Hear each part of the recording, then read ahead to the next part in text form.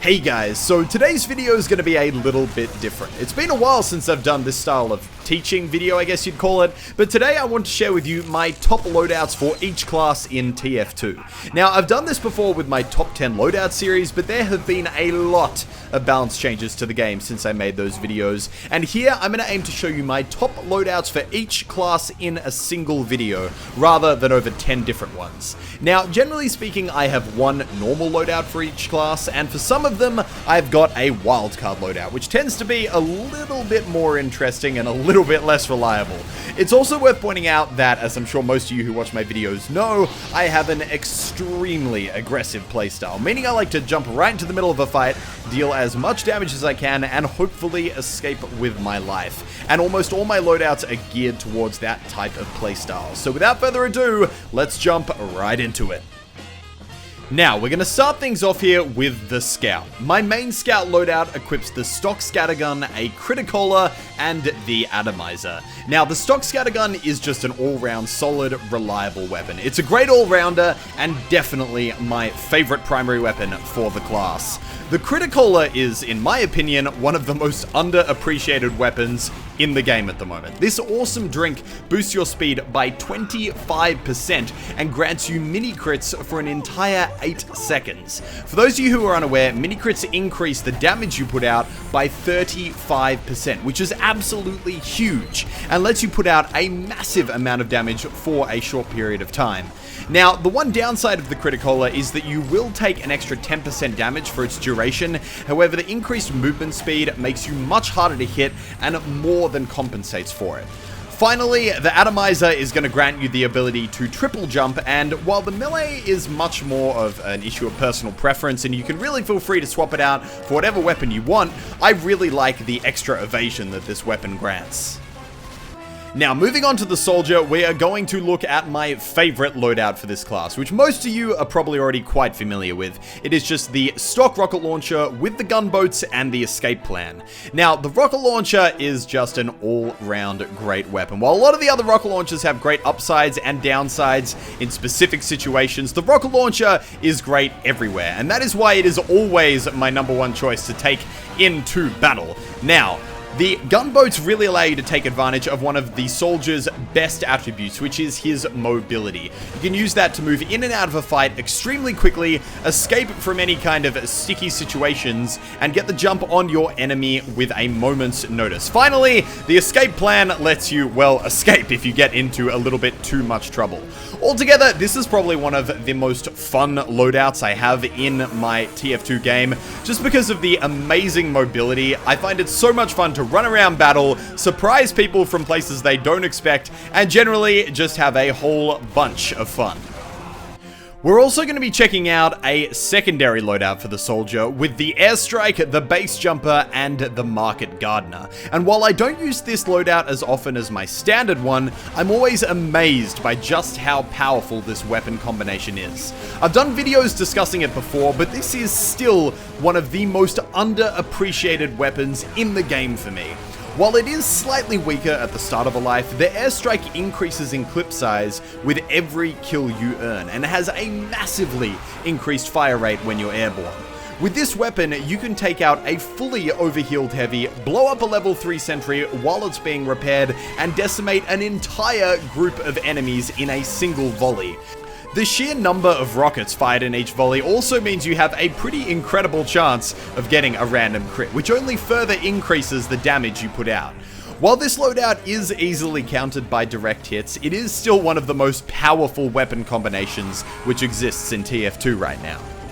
Despite being pretty heavily nerfed in the most recent balance change, the degreaser, flare gun, and power jack combo is still my go-to loadout for the pyro. It's versatile, reliable, and the burn, air blast, and flare combo is still one of the most reliable damage combinations in the game. It's versatile, lethal, and great fun to boot.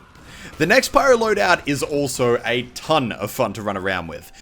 The backburner is an incredibly powerful weapon in the right scenario, but the key is putting yourself in that scenario, and by combining it with the detonator and the power jack, it gives the pyro a surprising level of mobility, which will take most enemies by surprise. Use this to sneak behind and attack from angles they won't expect, and you'll be your team's MVP in no time. Next up is my loadout for the Demo Man. Now, while the Lock and Load and the Charge and Targe have both received relatively severe nerfs over the past few months, this is still my favorite way to play this class. The faster projectile speed of the Lock and Load allows you to hit enemies at great range with relative ease, and its bonus damage against buildings will make every enemy engineer hate your guts. And while it doesn't have rollers, the bread and butter for the Demo Man has always been direct hit damage. As I previously mentioned, I love to play TF2 very aggressively, and combining this weapon with the Charge and Targe gives great damage resistance against almost all damage sources, and the Charge and Targe also lets you quickly chase up kills on enemies who aren't quite dead yet, or run away to the nearest health pack if you get in trouble. Finally, the melee on this class, the Islander, is much more a matter of personal preference. The Lock and Load will generally deal a consistent 100 damage to enemies, and this leaves them very vulnerable to a quick follow-up attack with the sword. Shooting an enemy once with a grenade and then charging towards them with the Islander will let you quickly increase your head count until you're moving at the speed of a scout with over 200 HP. And combining that with the Charge and Targe makes you almost invincible. The Heavy is a much simpler class to discuss, and I'd gamble that 90% of players, most of you included, already use these exact same weapons. Now, while the Tomislav and the Natasha have both been buffed recently, the stock minigun is still the king for me, and using this alongside the gloves of running urgently will let you move around the battle at a much faster pace and reach the front lines very quickly after respawning. Finally, the Sandwich is without a doubt one of the most amazing weapons in TF2. It's a mobile large health kit which will heal you to full HP whenever you need it.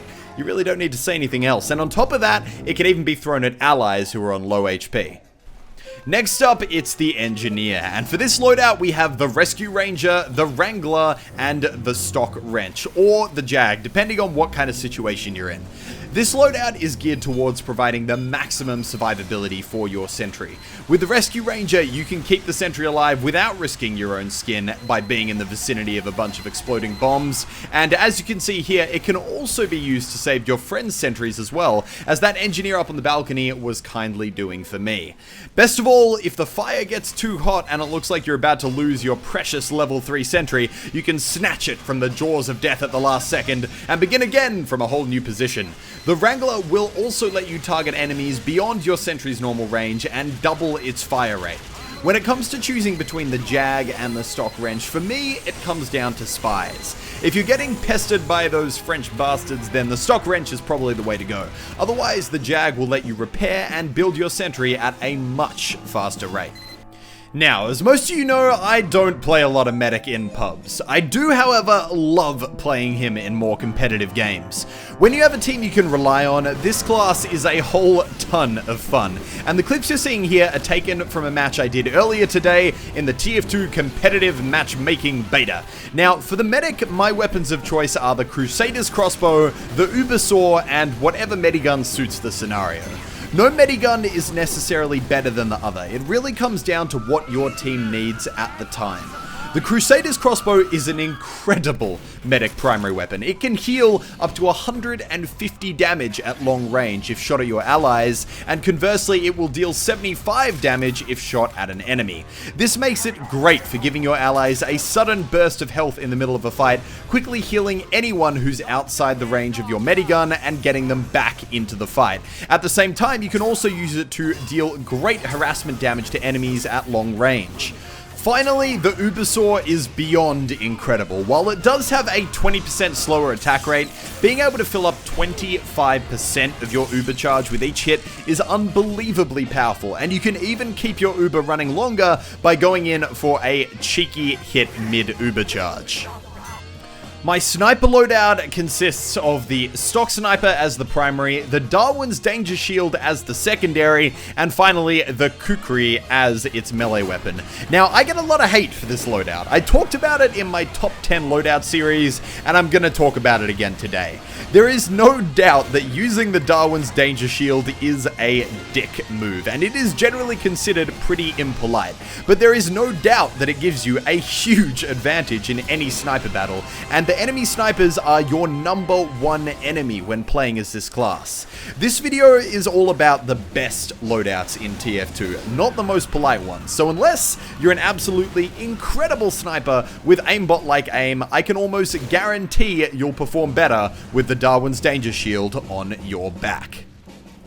And now finally, it's the Spy. My personal preference for this class is the Diamondback, the Stock Knife, the Dead Ringer, and the Zapper. The Diamondback is by far my favorite pistol for this class. While the Ambassador is great for people who have incredible aim, for us mere mortals who can't hit headshots with every time, the Diamondback is almost just as good, but without requiring you to actually headshot people.